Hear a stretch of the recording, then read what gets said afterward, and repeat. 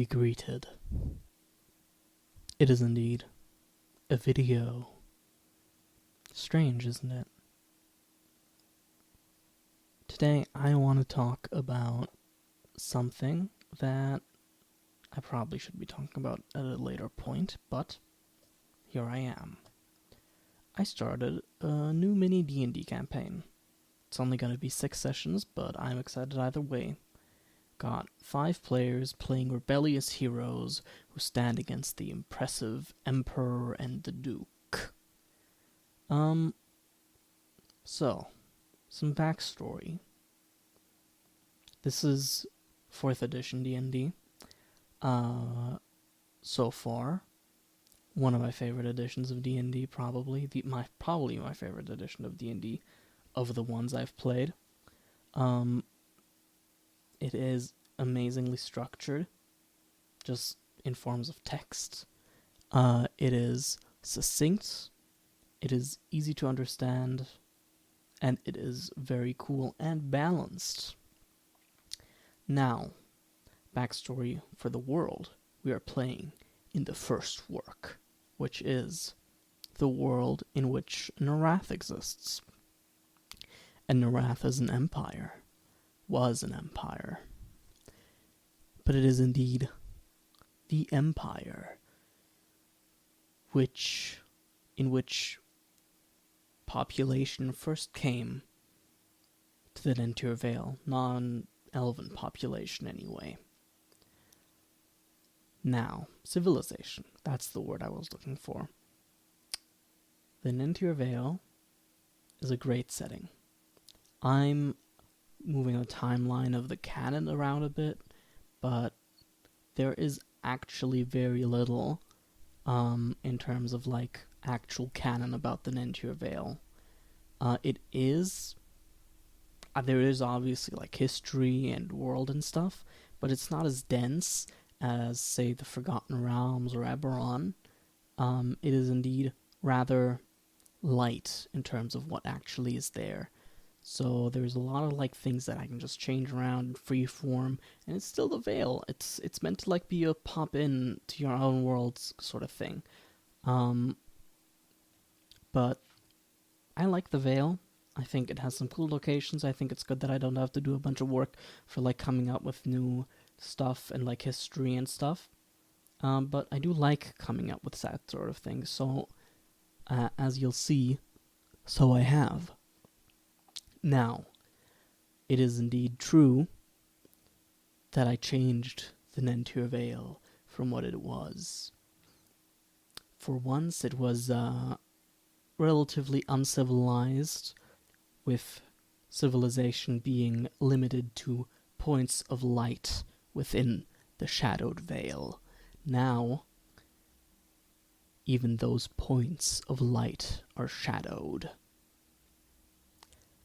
There is a bigger threat to the first work, and that threat has the name of Rehagon, the Emperor Reborn, the Conqueror. It is indeed someone who claims to be a reincarnation of the Emperor of Narath, and indeed someone who wishes to reestablish his order and take over the world, build a new empire. Conquer. He is, in fact, the conqueror. He comes from a different place, though. He comes from Sarthel, and from Sarthel, he conquered the barony of Thurnd, and from the barony of Thurnd, he indeed conquered the Nentir Vale while it was in a very tumultuous time period. Indeed, 90 years prior to the conquering, the Nentir Vale had been attacked by the Bloodspear orcs from the northwestern mountains, and they are a dangerous bunch. And it was indeed them who he mainly fought to conquer the Vale from, for he wished to use the Vale for his own purposes of money. Who doesn't like money? Now, so he brought upon the Vale once he delivered them from the Bloodspear orcs freedom from the Bloodspear orcs, indeed. Farmlands began to grow again, and farmers could feel relatively safe. And then Emperor Rehigon went on to do what he does best, and that is conquer. And so he moved the front line from the Nentir Vale, which he had conquered, to Mithrilfast. And so he followed the line and left behind a duke. The Duke, Gravelstoke, did indeed do quite a bit following this. The main terrors in the Nentir Vale prior to the Conqueror himself were indeed the Daggerberg goblins, group of goblins who terrorized the Vale, did raids, kept the roads unsafe, made sure that travel would be basically impossible, and thus trade would be basically impossible, and thus indirectly impoverished first the cities and then themselves, because indeed without safe roads they had nothing to steal from because no one would go on them. And of course the Bloodspear orcs split during the war with the Conqueror. The Bloodspear orcs, one of the leaders, Firetusk Bakrosh, indeed formed the Flametusk orcs, and he led them against the rest of the Bloodspear orcs under the support of Emperor Rehigon. Now, that was all well and good because the Bloodspear orcs did not in fact survive, but they left behind the Wyvern Cutter orcs. Orcs who hid in the Wyvern Woods,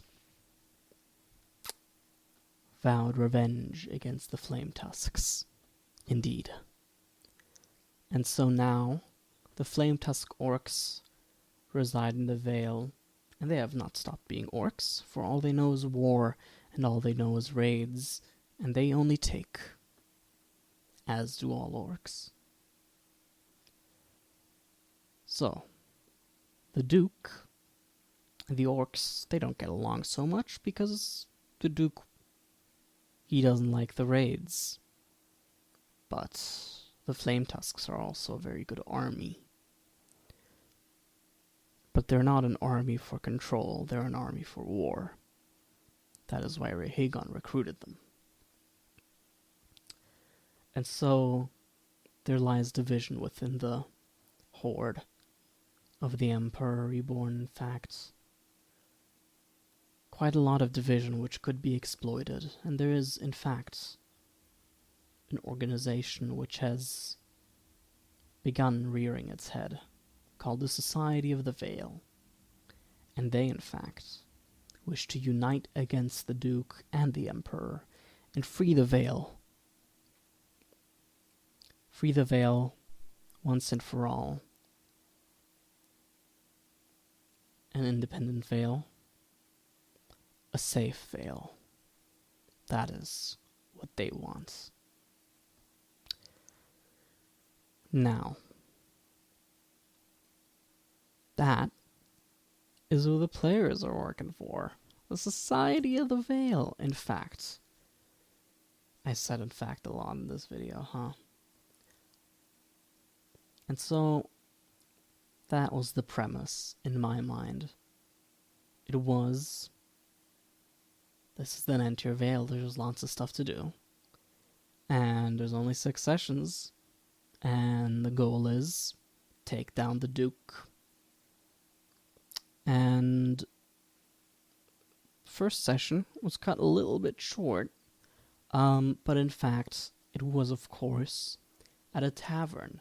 They were not aware of every part of this backstory. All they knew is the Duke ruled the Nentir Vale and nobody liked him. And before him, the orcs, and nobody liked them. And so with that in mind, they met in a tavern, owned by a certain Kelson. The Lucky Gnome Tap House is the tavern. And in fact, they met, and they soon met more. In fact, met the Duke's men, and non-men, I suppose.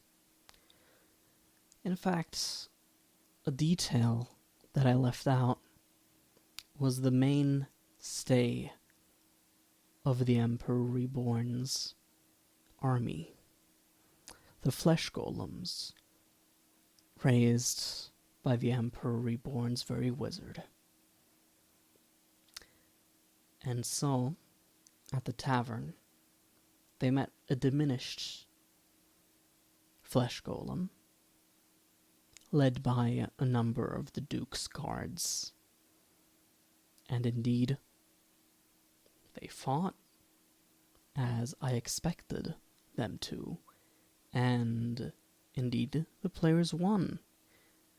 And Kelson had a big mess to clean up, and a bigger one. In fact, he spoke to the players in private, and revealed that he was working for an organization, the Society of the Vale, which aimed for an independent Nentir Vale, and aimed to take down the Duke, who the players seemed to hate. And so, with mutual enemies, the players did agree, and their first mission was to make sure the Society of the Vale had a place from which to organize their resistance. Indeed, they had been meeting at this very tavern, but clearly it was no longer a safe meeting place, as shown by the corpses of guards and flesh golems in the center of the tavern. And so indeed that is where the session left off, for one of the players had to get off early, and indeed there was not much more to do without them. That is all, more or less, of this session, and of this campaign diary. Good night, America.